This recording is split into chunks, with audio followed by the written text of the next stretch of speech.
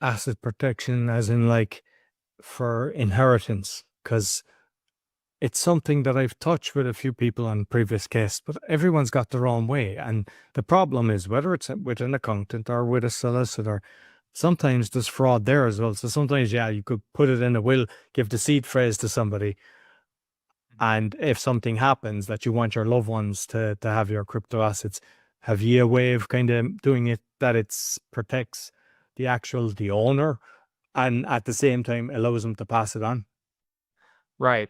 So when it comes to passing assets and your estate on to your children or your beneficiaries, we like setting up trusts to do that. And the benefit there is that if you hold it in a trust, you avoid the probate process, at least in the US. And so what probate is somebody dies and then they have to go into probate court and the judge decides who gets what assets. It could be time consuming, it could be emotionally draining, and attorneys make a killing in probate. So you want to just avoid that at all costs by setting up a trust ahead of time. Um, Now, when it comes to estate taxes and inheritance, usually what happens is the beneficiaries get a step up in basis. So what happens there is that somebody dies, they hold the assets during their lifetime. After their death, they get a step up in basis, and then the kids inherit the property or the asset at that stepped up basis. And the benefit there is that you can avoid paying capital gains tax if you sell it.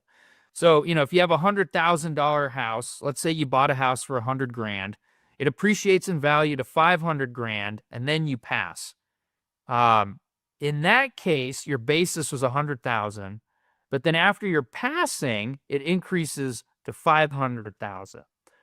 And when it goes to your kids, they get a step up basis to 500,000 instead of 100,000.